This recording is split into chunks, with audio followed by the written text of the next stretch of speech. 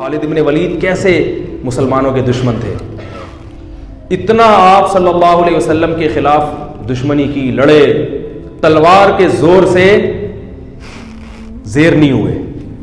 آپ صلی اللہ علیہ وسلم جانتے تھے خالد بن ولید بڑا غیرت والا آدمی ہے، 70 صحابہ کو خالد بن ولید نے قتل کروایا ہے غزوہ احد میں، اسلام دشمنی میں، لیکن آپ صلی اللہ علیہ وسلم کی بصیرت دیکھو، یہ نہیں کہ ان کو بس کسی طرح مار دو، انہوں نے 70 افراد کو شہید کروایا، نہ آپ صلی اللہ علیہ وسلم جانتے تھے غیرت مند ہے تبھی تو لڑ رہا ہے، غیرت کا غلط استعمال میں لڑ رہا ہے، لیکن ان کو یہ کنفیوژن ہے کہ یہ صحیح ہے اور ہم کیا ہیں، غلط ہیں، یہ سمجھ رہے ہیں ہم نے ان کے باپ دادا کے دین پہ حملہ کیا ہے، حالانکہ اصل ان کے باپ دادا کا دین وہی ہے جو ہم پیش کر رہے ہیں، جہالت ہے، غلطی ہے، کسی طرح ان کو زیر کرو۔ ایسا غیرت مند آدمی اگر ہمیں مل گیا تو کس کے لیے کام کرے گا؟ جو ہمارے مخلص لڑاکا اللہ کے لیے لڑنے والے 70 کو شہید کر سکتا ہے، وہ اسلام دشمن جو اللہ کے لیے نہیں لڑتے ان کا کیا کرے گا؟ تو آپ صلی اللہ علیہ وسلم نے کیسی بہترین تدبیر کی کہ صلح حدیبیہ کے بعد آپ صلی اللہ علیہ وسلم نے جب خالد بن ولید لڑنے کے لیے آ رہے تھے کہ صلح حدیبیہ ہوئی تو چلے گئے، پیغام بھیجا کہ خالد بن ولید کو جا کے بتاؤ کہ نبی نے پیغام بھیجا ہے کہ تمہارے جیسا سمجھدار اور ذہین آدمی اب تک اس کی سمجھ میں اسلام نہیں آ رہا، یہ بات ہماری سمجھ میں نہیں آ رہی، او کما قال صلی اللہ علیہ وسلم، اتنا ذہین آدمیوں کے اسلام نہیں سمجھ میں آ رہا۔ تو خالد بن ولید نے جب یہ سنا فوراً متاثر ہوئے، انسان اپنی تعریف سن کے خوش ہوتا ہے، عزت دار لوگ جو ہے نا وہ پیشانی سے پکڑ کے گالیاں دے کے نہیں لین پہ آتے، وہ عزت دار آدمی آپ اس کو اچھے الفاظ سے دین کی طرف بلاؤ گے تو وہ آ جائے گا۔ قادیانی بھی اگر دین پہ لانا چاہتے ہو نا اور وہ اس میں آپ کو نظر آتا ہے کچھ تو پھر آپ کو اس سے بہت محبت سے بات کرنی پڑے گی، یہ نہیں جا کے ایک صاحب گئے نا قادیانی کو دعوت دینے کے لیے، ارے کتے جیسی تیری شکل ہے، اس طرح کی بات مجھے اچھا نہیں لگ رہا ممبر پہ بات کرنا، کتے جیسی تیری شکل، تو تبلیغ کرنے جا رہا ہے، کیا کرنے جا رہا ہے بھائی، اس وہ آئے گا۔ تو خالد بن ولید کا دل کیا ہو گیا؟ نرم، انہوں نے کہا بہت، تلوار سے نہیں، آرام سے، لڑائی سے ہم زیر، اس کا مطلب مزدل ہم ڈر گئے، نہ آرام سے۔ تو خالد بن ولید آئے اور اسلام قبول کیا، اور پھر آپ صلی اللہ علیہ وسلم نے کہاں بھیجا ان کو؟ غزوہ موتا میں۔ 3000 کی لڑائی 3 لاکھ سے تھی تقریباً، مجھے پورے اعداد ابھی یاد نہیں ہیں، اور آپ صلی اللہ علیہ وسلم نے ان کو کمانڈر بنا کے نہیں، عام فوجی بنا کے بھیجا۔ 3 صحابہ کو، جن میں جعفر طیار بھی تھے جو نجاشی کے سامنے تقریر کر کے آئے تھے، وہ میں بھی جلدی سے مکمل کر کے بیان ختم کرتا ہوں، ان میں حضرت جعفر طیار وہ بھی تھے، 2 صحابی اور تھے جن میں آپ صلی اللہ علیہ وسلم کے منہ بولے بیٹے زید ابن حارثہ، جو انتہائی چہیتے حب رسول اللہ، جب کوئی سفارش کرنی ہوتی تھی نا کسی نے تو حضرت زید ابن حارثہ کو جا کے لوگ بتاتے تھے کہ نبی ان کی بات کو مسترد نہیں کریں گے۔ ایسے چہیتے کو آپ صلی اللہ علیہ وسلم نے میدان جنگ میں بھیج دیا کہ بھئی رومی حملہ کر رہے ہیں، 3 لاکھ کا لشکر ہے، اتنے چہیتے کو بھیجا آپ صلی اللہ علیہ وسلم نے، یہ آپ کی بھی قربانی تھی۔ جھوٹا نبی ہوتا کہتا ہے ابے بھائی اپنے کو یہاں رکھو، ٹھیک ہے، کوئی جھوٹا نبی ہوتا ہے نا کیا کہتا ہے، ابے ان کو تو نہیں، وہ ادھر بھیجو۔ تبھی آپ دیکھ لیں آج کل جو سیٹ اپ چل رہا ہے نا، چھوڑو ابھی میں زیادہ آگے نہیں جاؤں گا، آج کل جو عجیب سا سیٹ اپ چل رہا ہے، اپنے یہاں دوسرے وہاں، تو ایسا سیٹ اپ چل رہا ہے آج کل۔ تو نبی صلی اللہ علیہ وسلم نے زید ابن حارثہ کو بھیجا اور جعفر طیار کو، دوسرے عبداللہ ابن رواحہ تھے یا کیا نام تھا ان کا، ایسے مجھے ذہن سے نکل رہا ہے، تو وہ عبداللہ ابن رواحہ رضی اللہ عنہ، آپ صلی اللہ علیہ وسلم نے فرمایا ان میں اگر یہ ایک شہید ہو جائیں تو یہ امیر ہیں، یہ شہید ہو جائیں تو یہ امیر، اور مسجد نبی میں آپ صلی اللہ علیہ وسلم بیٹھ گئے۔ اب 3 لاکھ کا مجمع ہے اور ادھر تھوڑے سے لوگ ہیں، اور دفاعی جنگ تھی، یہ اقدامی نہیں تھی، ان کو مدینہ آنے سے روکنا تھا۔ رومی انگریز ہیں، رومی کون تھے جن کو آج انگریز کہا جاتا ہے نا، یہ ان کی اولادیں، انہی کی اولادیں جن سے یہ صحابہ کی لڑائی ہوئی تھی۔ تو وہ یہ بڑے اس وقت بھی بڑے منظم ہوتے تھے یہ، نبی صلی اللہ علیہ وسلم کی ایک روایت ہے، فرمایا تقوم الساعہ والروم اکثر الناس، قیامت قائم ہوگی پھر بھی رومی دنیا میں زیادہ ہوں گے۔ تو ایک تابعین نے جب یہ حدیث سنی، انہوں نے کہا کہ میں یہ ساری قومیں دنیا سے ختم ہو رہی ہیں، اسلام کی تلوار کے نیچے آ رہے ہیں، رومی رہیں گے آخر تک، تو کوئی ان میں یقیناً کوالٹی ہوگی جس کی وجہ سے مسلمان ان کو قرب قیامت تک ہی، گورے تبھی تو دیکھو نا اب تک ہیں، اتنی بڑی بڑی طاقتیں ہیں، باقی روم اور فارس غائب ہو گئے، پتہ ہی نہیں کہاں، اتنی بڑی بڑی طاقتیں تھیں جو ان سے زیادہ مضبوط تھی رومیوں سے۔ تو انہوں نے جب اپنا خفیہ نمائندہ بھیجا نا کہ ان میں دیکھیں یہ کیا ان کی کوالٹی ہے جس کی وجہ سے یہ ایسی شکست نہیں ہوگی، ان کو ان سے جنگ رہے گی. تو انہوں نے یہ نوٹ کیا کہ ان کی کوالٹی یہ ہے. دیکھو صحابہ بھی سیکھتے تھے غیر مسلموں سے بھی، غیر مسلموں میں سے بھی سیکھتے تھے ان کے اندر کیا کوالٹی ہے تاکہ وہ کوالٹی ہم اپنے اندر بھی پیدا کریں. کون سی بات ہے ان میں؟ تو وہ سیکھنے کے لیے گئے. تو جا کے دیکھا تو انہوں نے رپورٹ جو بنائی، جو رپورٹ پیش کی وہ یہ تھی کہ ان کو جب شکست ہو جاتی ہے تو یہ دوبارہ لڑائی اس وقت تک نہیں لڑتے جب تک اس شکست کے اسباب پہ غور کر کے اس سبب کو دور نہ کریں. وہ غلطی دوبارہ نہیں دہراتے یہ.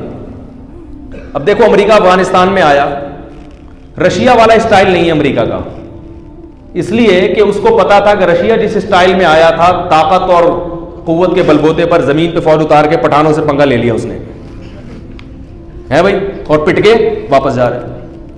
اب ہم لوگ تو مسلمان ہیں نا، صحابہ کے طرز پہ تو ہم چل نہیں رہے، ہم تو وہی غلطی بار بار دہراتے رہیں گے، کرتے رہیں گے. ایک دفعہ وہ پٹ کے آیا، اب جاؤ تم بھی پٹ کے آ جاؤ. ہم تو یہ کرتے رہتے ہیں. ہمارے یہاں کوئی ایسا نہیں ہے کہ بیٹھ کے غور کرو بھائی یہ کیوں ہوا، ملک میں یہ نقصان کیوں ہوا، آئندہ نہ ہو لہذا اس کی تلافی ہو. جیسے بھی قادیانیوں کا جو بل پاس ہو گیا ایک دم سے قادیانیوں کی حمایت میں، تو اس پہ غور ہونا چاہیے ہوا کہاں سے ہے، اس پہ تسلی سے غور ہو کے پھر وہ لوگ سامنے آ جاتے، پھر آئندہ کے لیے ایسا نہ ہو. ان سب چیزوں پہ غور ہونا چاہیے نا. یہ اللہ کا فضل ہے، جامعۃ الرشید نے سپریم کورٹ میں کسی کے توسط سے مقدمہ کروایا ہے اور الحمدللہ اس میں کافی حد تک کامیاب ہوئی ہے. سپریم کورٹ کے جو ابھی موجودہ جج ہیں ان کی بڑی خدمات ہیں قادیانیوں کو کے خلاف، ان کی بڑی خدمات ہیں. ابھی جامعۃ الرشید میں کچھ دن پہلے آئے بھی تھے وہی جج جن کے خلاف لوگ بہت زیادہ بولتے بھی ہیں. تو انہوں نے بتایا کہ بہت ساری باتیں جو میں یہاں بیٹھ کے نہیں کر سکتا، بڑی زبردست باتیں انہوں نے بتائیں، کیونکہ میں یہاں بیٹھ کے کروں گا تو بعض تنظیموں پہ رد ہوگا، پھر وہ تنظیم والے یوٹیوب پہ میرے خلاف پہلے ماشاءاللہ گالیوں کا ایک چل رہا ہے سلسلہ، وہ بھر کے دیں گے. تو انہوں نے بڑے تو ایسی باتیں ممبر پہ بتائی نہیں جاتی، کوئی ایسی خفیہ ایٹم بم کی باتیں نہیں ہیں. وہ بس یہ بتایا کہ اگر فلاں سیاسی تنظیم کی طرف سے گڑبڑ نہ ہوتی تو کتنا کام ہو چکا ہوتا. تو وہ کیا ہے کہ اس میں جناب قادیانیوں کے خلاف جو ہے نا انہوں نے کہا کہ یہ جو قادیانی اونچی پوسٹوں پر ہیں ان کو اونچی پوسٹوں سے ہٹایا جائے، کیونکہ یہ اونچی پوسٹوں پہ بھیس بدل کے نام چینج کر کے پہنچ جاتے ہیں اور وہاں سے گڑبڑ شروع کرتے ہیں. تو تفتیش کی جائے. یہ کیس جامعۃ الرشید کی طرف سے بھی الحمدللہ ہوا تھا، لیکن کسی کے ذریعے سے، براہ راست نہیں بلکہ کسی کے توسط سے، کہ بھئی یہ حکومت اس کی انکوائری کرے. تو الحمدللہ ان جج نے بڑا ساتھ دیا اور وہ خود بھی اس کے ذاتی طور پر اس کے حامی تھے. تو اس طرح سے کیا ہوتا ہے کہ بھئی آئندہ یہ غلطی نہیں ہوگی، کیونکہ بہت اونچی پوسٹوں پہ قادیانی پہنچے ہوئے اور وہ جا کے کیا کرتے ہیں، ایسی گڑبڑے کراتے ہیں. تو وہاں تک پہنچنا نہ دیا جائے ان کو. تو میں یہ عرض کر رہا تھا کہ خالد ابن ولید رضی اللہ تعالی، وہ جو تینوں شہید ہو گئے اور ایسی جنگ لڑی ہے انہوں نے. عبداللہ ابن رواحہ نے فرمایا، گوشت کھا رہے تھے انہوں نے چھوڑ دیا، انہوں نے فرمایا کہ زمانہ بہت طویل ہے، جو دیکھ لیا نا نہیں ٹک سکتے، ان کے سامنے لڑائی لازمی ہے. تو ایک صحابی نے تو اپنی بیوی کو طلاقیں دے دی وہاں کھڑے ہو کر. انہوں نے کہا بیوی یاد آ رہی ہے جس کی وجہ سے میں جنگ میں لڑ نہیں پا رہا، تو اس کو طلاق دی تاکہ اب نہ بچوں کی فکر نہ بیوی کی فکر. اب کیونکہ لڑائی اتنی سخت تھی، ظاہر ہے کوئی ریشو نہیں بنتا نا کہ اتنے بڑے لشکر کو بھگانے کا کوئی تناسب ہی نہیں بنتا نا، کوئی جنگ کا کوئی کچھ تو ہو. تو اب تو ظاہر ہے صرف جذبہ ہی ہے اور بھرپور لڑائی ہے موت کی. تو وہ موت کی نیت سے تلوار لے کر کود پڑے. یہ ہیں صحابہ جن کو رافضی لوگ گالیاں دیتے ہیں، جن کو برا بھلا کہتے ہیں. تو تلوار لے کر میدان جنگ میں کود پڑے اور شہید ہو گئے. ان کو چانس ہی نہیں تھا. تینوں جب شہید ہو گئے ہیں تو لوگ پریشان ہوئے کہ اب کس کو کمانڈر بنائیں. تو لوگوں کی نظر آئی خالد ابن ولید پر کہ یہ میدان ہے، یہ 70 انہوں نے وہاں اتنی زبردست جنگ لڑی تھی تو یہاں بھی لڑ سکتے. اور آپ صلی اللہ علیہ وسلم مسجد نبی میں بیٹھ کر صحابہ کو یہ پورا واقعہ سنا رہے ہیں. اللہ نے بطور معجزہ آپ کے سامنے پورا وہ جنگ کا واقعہ آپ کے سامنے رکھ دیا. آپ صلی اللہ علیہ وسلم نے فرمایا عبداللہ ابن رواحہ شہید ہو گئے، حالانکہ بہت دور تھا یہ مدینہ سے، اور آپ صلی اللہ علیہ وسلم کی آنکھوں سے آنسو جاری. یہ معجزے کے طور پر آپ نے بتایا. پھر آپ نے فرمایا کہ جعفر طیار شہید ہو گئے، وہ بھی شہید ہو گئے. انہوں نے جھنڈا ہاتھ میں لیا اور وہ بھی شہید ہو گئے. اور آپ صلی اللہ علیہ وسلم کی آنکھوں سے جعفر طیار تو بہت زیادہ چہیتے تھے نبی صلی اللہ علیہ وسلم کو. حضرت علی کے بعد سب سے بڑا مقام اہل بیت میں حضرت جعفر طیار رضی اللہ تعالیٰ عنہ کا سمجھا جاتا تھا. تو آپ صلی اللہ علیہ وسلم نے صحابی کو خبر دی کہ جاؤ ان کی 4 بیویاں ہیں، ان کو جا کے اطلاع دو کہ وہ شہید ہو گئے ہیں. پھر ان کے بچوں کے سر پہ، ان کے چھوٹے چھوٹے یتیم بچے تھے حضرت جعفر طیار کے، ان کے سر پہ آپ صلی اللہ علیہ وسلم نے پیار کیا اور آپ صلی اللہ علیہ وسلم ان بچوں کا پھر بہت خیال کیا کرتے تھے. تو وہ عورتوں کے رونے کی آواز آئی, بڑا دلچسپ واقعہ ہے. پھر آپ صلی اللہ علیہ وسلم نے منع کیا کہ ان عورتوں کو کہو کہ اپنی آوازیں پست کریں, گھر کی چار دیواری سے آواز ان کی باہر نہ نکلے. بڑے خوبصورت جوان تھے حضرت جعفر طیار, اور نبی کے چہیتے تھے. اور غزوہ بدر میں حضرت جعفر طیار کی بڑی قربانیاں تھیں. جب یہ آیا ہے نا کافروں کا لشکر بدر میں سامنے, اور کافروں کے سردار آئے کہ حل میں مبارز کوئی ہے ہم سے لڑنے والا, یعنی پہلے ہم سے لڑے پھر ہم دونوں میں سے کوئی قتل ہوگا تو پھر جنگ شروع ہوگی, ایسے بھی تھے. تو ادھر سے کون آئے, پہلے کچھ انصاری صحابی آئے. تو وہ جو ولید ابن عقبہ تھا نا, ولید ابن عتبہ, اس نے کہا نہ ہمیں اپنے جیسا چاہیے, ہمیں کیسا چاہیے, قریشی سردار ہونا چاہیے جو میرے مقابلے میں آئے, پھر لڑائی کا مزہ ہے. یہ وہ بہادری ہے جو کس میں تھی, بولو نا بھائی, عربوں میں. تو ادھر سے پھر حضرت علی آئے, حضرت جعفر طیار آئے, حضرت حمزہ آئے. ادھر سے بھی 3 آدمی آئے, ادھر سے بھی 3. تو اس نے کہا نام اکفاؤنا, ہاں یہ ہیں ہماری قوم کے, ہمارے جیسے شیر ہیں, بہادر ہیں, لڑنا جانتے ہیں, ان سے لڑائی میں مزہ آئے گا. اور پٹ گئے تینوں تینوں کیا ہو گئے. تو ادھر سے حضرت جعفر طیار جب آئے نا, تو یہ تو بہادری کی بات ہے نا بھائی. ادھر 313 ادھر 1000, اور لڑائی ایسے شروع ہو رہی ہے کہ دونوں میں سے جب تک ایک زندہ ہے لڑائی شروع نہیں ہوگی. اور اس میں کتنا 50% چانس ہے نا اپنے شہید ہونے کا. اور سامنے سے بھی پتا ہے کہ بہادر ترین آدمی آیا ہے. کمزور ہو تو آدمی کہتا ہے میں جاؤں یار, میں بسم اللہ کروں, بلکہ اس میں بھی نہیں جائے گا, وہ کہا یار میں پٹ پٹا ہی نہ جاؤں میں. تو ایسے صحابی تھے جعفر طیار. اور وہ غزوہ موتا میں نبی کے کیسے چچا زاد بھائی شہید ہو گئے. تو آپ صلی اللہ علیہ وسلم کی آنکھوں سے آنسو بہہ رہے ہیں, اور آپ نے فرمایا کہ وہ بھی شہید. پھر آپ کے جو چہیتے, حب رسول اللہ, نبی کے چہیتے. حب کا ترجمہ اردو میں کیا ہوگا, چہیتا. کہتے ہیں نا بڑا چہیتا ہے, لاڈلا ہے, نبی کے لاڈلے, جن کو آپ صلی اللہ علیہ وسلم نے لے کے کئی سال پالا ہے. اتنی محبت دی کہ جب ان کے اصل باپ دادا آئے نا ان کو لے جانے کے لیے, تو انہوں نے کہا نہیں میں نہیں جاتا, میں ادھر ہی رہوں گا. اتنی محبت ہو گئی تھی. اطلاع آئی کہ وہ بھی شہید ہو گئے.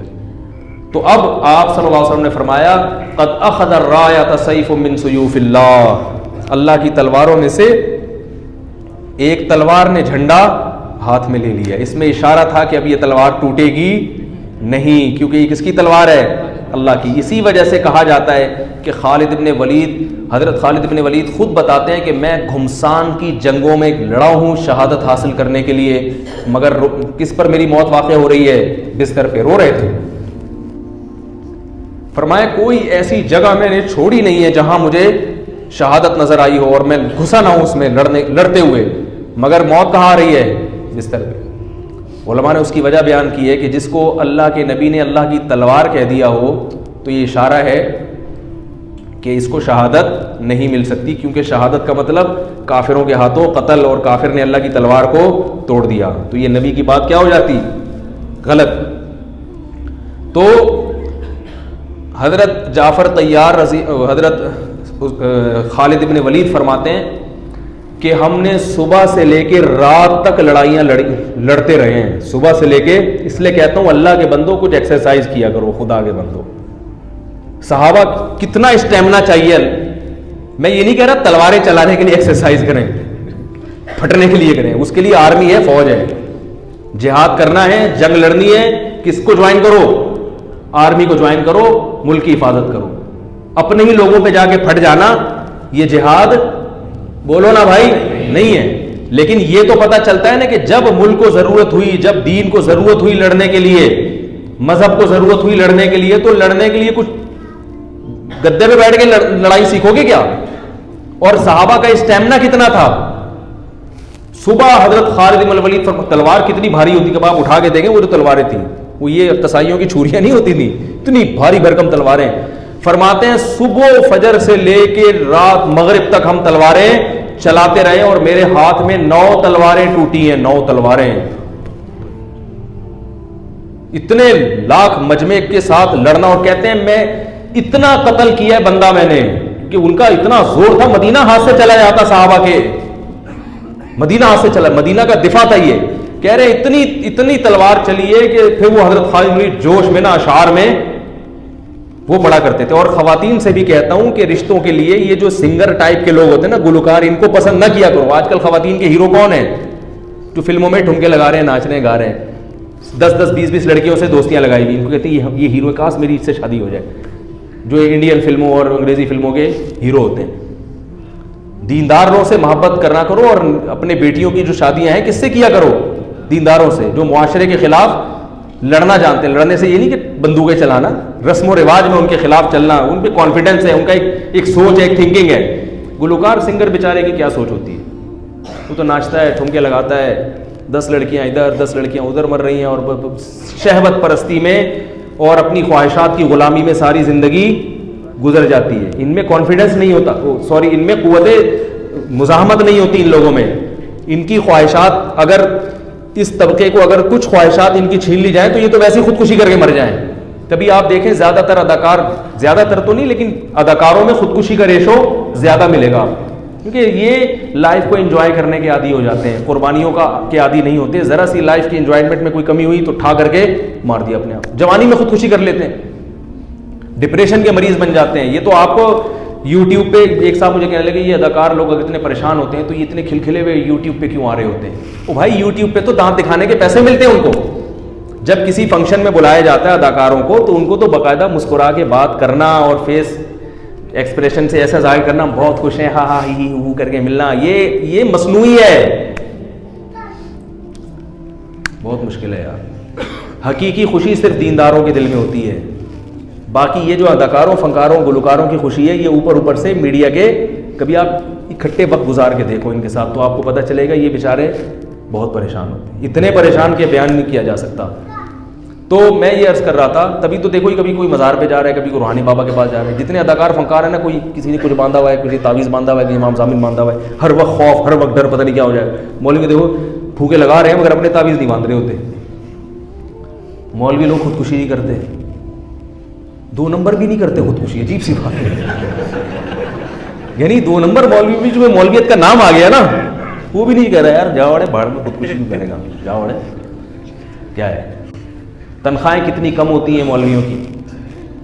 قاریوں کو سارا دن بیچارے رگڑا لگانا پڑتا ہے بیچاروں کو. بچوں کو پڑھاتے ہیں سارا دن بیٹھ کے, تنخواہ کیا مل رہی ہے تھوڑی سی, پھر بھی خوش ہے. کبھی بیٹھو قاری کے ساتھ, بچوں کو پڑھا رہا ہو تو بڑے فارم میں ہوگا وہ تیش میں, لیکن ویسے نارمل لائف میں بڑا خوش ہوگا.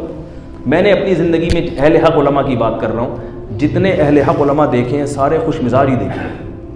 سب خوش مزاج دیکھے, خوش رہتے ہیں. وہ پتہ نہیں کیا ان کو ایک خوشی ہے. اللہ تعالیٰ نظر بد سے بچائے اور اس نعمت کی شکر کی توفیق عطا فرمائے. تو جلدی سے بات کروں, بہت لمبا بیان ہو گیا آج. تو حضرت جعفر طیار, وہ حضرت خالد ابن ولید کیا کہتے ہیں, کتنی تلواریں میرے ہاتھ سے ٹوٹی ہیں.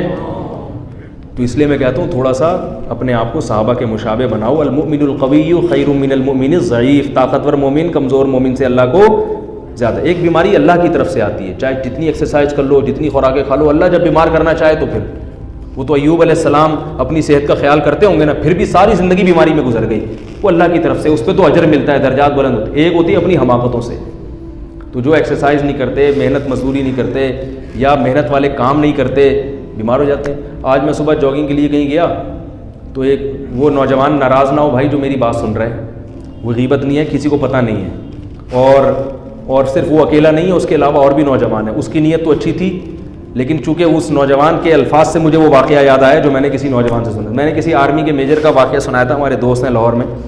ان کی بڑی زبردست فٹنس ایکسرسائز بہت کرتے ہیں, آدھا گھنٹہ صبح جاگنگ کرتے ہیں. تو وہ مجھے بتا رہے تھے کہ میرے ساتھ کوئی لڑکی آ کے سیلفی بنا کے چلی گئی.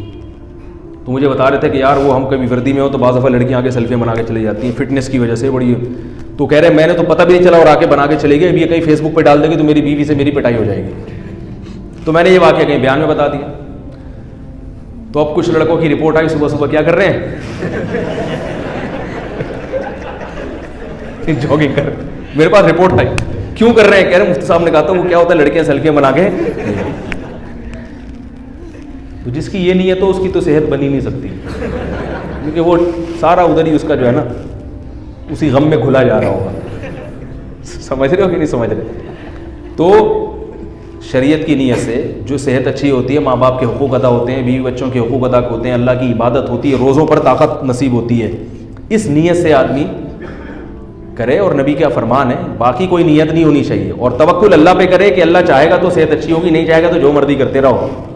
اچھے ہم نے صحت مند دیکھے ہیں, ہر چیز کا خیال کرتے ہیں اور ہارٹ اٹیک سے اسی وقت, حالانکہ ان کے دل میں کوئی ایک دن پہلے ٹیسٹ کروایا, سب رپورٹیں کلیئر, اگلے دن ہارٹ اٹیک سے مر گئے. تو وہ اللہ سے تو کوئی نہیں لڑ سکتا نا, وہ تو تقدیر ہے. تبھی حکم ہوا ہے کہ دنیا سے محبت نہیں کرو, دنیا کمانے کی کوشش ضرور کرو مگر دل دنیا سے نہ لگاؤ, کوئی بھروسہ نہیں ہے. انہا خلۃ قد سیت من دمہا فجع وولع واخلاف وتبدیل, گرگٹ کی طرح رنگ بدلتی ہے یہ, آج دکھا رہی ہے بہت سباق, اگلے دن جو ہے نا گرگٹ کی طرح رنگ بدلے گی. تو 9 تلواریں ٹوٹی ہیں, 9 تلواریں چلا چلا کے, تلواروں سے تلواریں مار مار کے ٹوٹی ہیں, پھر دوسری تلوار لیتے تھے. اور کہتے ہیں ہم پھر شاعری میں اپنی بہادری کے واقعہ بیان کرتے تھے کہ ہم نے جنگ کے موقع پر یا اس طرح تحدیث بن نعمت کے طور پر یہ بہادری بیان کرنا غلط نہیں ہے. تو بتاتے تھے ہم نے کھوپڑیوں کے مینار بنا دیے, کیونکہ 3 لاکھ سے مقابلہ اتنا قتل ہوا ہے, پھر وہ دشمن بھاگا ہے وہاں سے.